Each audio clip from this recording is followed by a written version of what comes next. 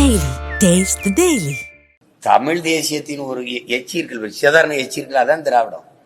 நான் 50,000 ஆண்டுகளுக்கு மூத்தவன். சரி, இந்திய நிலப்பரப்பு முழுவதும் பரவி வாழ்ந்தவர்கள் தமிழை தாய்மொழியாக கொண்ட நாகர்கள் தான். ஆனால் அம்பேத்கர் சொல்றதை நீங்க இருக்கிறீங்களா, இருக்கிறீங்களா? இந்த நாட்டை என் நாடு என்று சொந்தம் கொண்டாடிக்கொள்ள ஒரே ஒரு இனத்திற்கு தான் உரிமை உண்டது, தமிழர்களுக்கு தான் சொன்னதை ஏற்கிறீங்களா, இருக்கிறீங்களா? அவர் ஏன் திராவிடர்கள்னு சொல்லல?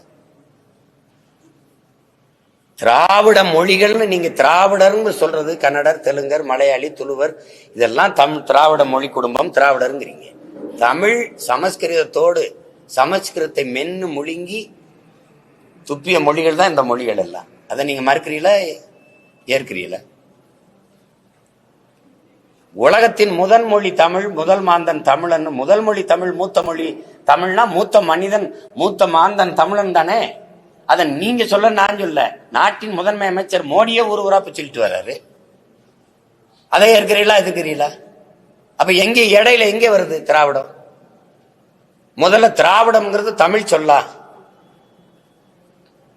தமிழ் சொல்ல. தமிழ் சொல்லே இல்லாத திராவிடம் எப்படி தமிழ்காரனா இருக்கும்? சரி, இப்ப எங்க இருக்கு தமிழ்? தமிழை இந்த திராவிட கட்சி ஆட்சிகள் பாதுகாத்திருக்கா, அழிச்சிருக்கா? இதை எங்க அண்ணன், நாங்க எங்க அண்ணன் கூட இருக்கும்போது இந்த கருத்தை பேசினாரா? இன்னைக்கு அவர் பேச வேண்டிய சூழல் வருது, பேசுறாரு. அதனால நாங்க அதை பேசாம கடந்து போறோம். உங்களுக்கு விளங்குதுன்னு நினைக்கிறேன். அன்னைக்கு அவர் இதை பேசலையே. திராவிடம்ங்கிறது எங்க இருக்கு? சும்மா அது ஒரு கற்பிதம். திராவிட தேசம்ங்கிறது எங்க இருக்குது? இல்லாத திராவிடம் இருக்கிற தமிழ் தேசியத்தை வீழ்த்தி ஆண்டு கொண்டிருக்குதுன்னு பேசினது இருக்கு. அதனால அதை போய் பேசிக்க வேண்டியது இல்லை. அது எங்க அண்ணனுடைய கருத்து. அவர் கருத்தை நாங்க எப்பவும் மதிக்கிறோம். அதை ஏற்கிறதா எதிர்க்கிறதாங்கிறத அப்புறம் தான் முடிவு எடுக்கணும். அந்த கருத்தை நான் மதிக்கிறேன், ஆனா நான் ஏற்கல. போட்டிட்டா நான் வேட்பாளர் நிறுத்தானுங்கய்யா, போட்டிடுறேன். இது என்ன கேள்வி? ஐயா, நான் போட்டிட்டேன். இதுவரை எந்த தேர்தலையும் நான் தவிர்க்கல. இடைத்தேர்தலையோ அல்லது எந்த தேர்தலையும் தவிர்க்கல. நாங்க போட்டிடுறோம். சின்ன எனக்கு இப்ப கேட்டுக்கிட்டு இருக்கேன், கொடுப்பாங்க. கொடுத்தானே தீரணும். எப்படி தேர்தலுக்கு எனக்கு ஒரு சின்னம் தரணும், அதை நான் கேட்கிற சின்னத்தை கொடுங்கன்னு கேட்டிருக்கேன்.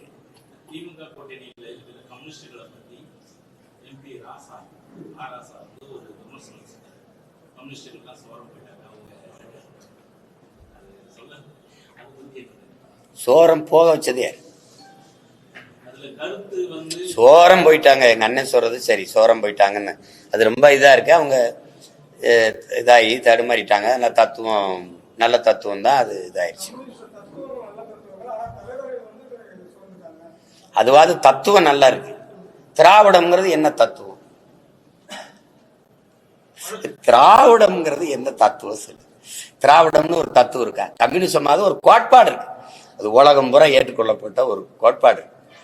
ஒரு பாட்டாளி வர்க்க சுதந்திரம், விடுதலை, உரிமைனாது இதில் ஏதாவது இருக்கா சொல்லுங்க, ஏதாவது இருக்கா? அது பாட்டாளி வர்க்க சுரண்டலுக்கு எதிரானது. இது பாட்டாளி வர்க்கத்தை சுரண்டுவது. எது? இந்த திராவிடம். கம்யூனிச கம்யூனிசத்தை சித்தாந்தத்தை வச்சிருந்த தலைவர்களை தடுமாற வச்சு, அவர்களை தன்னோட வச்சு அவங்களை நீர்க்கடிக்கச்சது எது? நீங்க தான். 90 இடம் வச்சு எதிர்கட்சியா இருந்தது. சிவானந்தம், ராமமூர்த்தி போன்ற மிகப்பெரிய தலைவர்கள் இருந்தது. இந்த நாட்டில் சிங்காரவேலர்னு ஒரு தலைமை இருந்து கொண்டு வந்த தத்துவத்தை 12 சீட்டு யாரு? ஐயா கருணாநிதி, அம்மா ஜெயலலிதா இவங்கெல்லாம் இருக்கும்போது 12 சீட்டு வாங்கி நின்றவங்கள இவங்க 6 சீட்டுக்கு குறுக்குனது யாரு? சரி, கம்யூனிஸ்ட தத்துவம் சரிங்க. அந்த தத்துவத்தை தூக்கிட்டு வந்த தலைவர்கள் சரியில்லைங்க, சரி விட்டு. திராவிடம்ங்கிற தத்துவம் என்ன? அந்த தத்துவத்தை கொண்டு வர்றதுக்கு சரியான தலைவர்கள் வந்துட்டாருன்னு யார்? ஐயா ஸ்டாலின், தம்பி உதயநிதி எல்லாம் அண்ணன் சொல்றாரு. அதெல்லாம் ஏற்க தெரியல. என்ன தத்துவம்னே தெரியல. சரி, உங்க தத்துவம் ஈடுபட இருக்குல்ல, உங்க திராவிட தத்துவம் ஈடுபட இருக்குல்ல. ஓட்டுக்கு காசு கொடுக்காம ஓட்டு வாங்க முடியுமா? உங்க தத்துவத்தை பேசும்போது, உங்க தத்துவத்தின் தலைமகன் பிதாமகன் பெரியார் ஐயா பற்றி பேசும்போது காசு கொடுக்காம கூட்டம் வருமா? உங்க திராவிட சித்தாந்தத்துக்கு ஓட்டு போடுறானா, உங்க தத்துவத்துக்கு ஓட்டு போட்டுக்கிறானா, நீங்க கொடுக்குற அற்ப சலுகையில் 1000, 500, 2000, 3000 இந்த காசுக்கு ஓட்டு போடுறானா? ஓட்டுக்கு காசு கொடுக்க வேண்டிய நிலைமை தத்துவம் நேர்மையா சரியா உயிர் போடுறா ஏன் வருது? தத்துவத்தை தாங்கி நிற்கிற தலைவர் பேசும்போது கூட்டம் வர மாட்டேங்குது.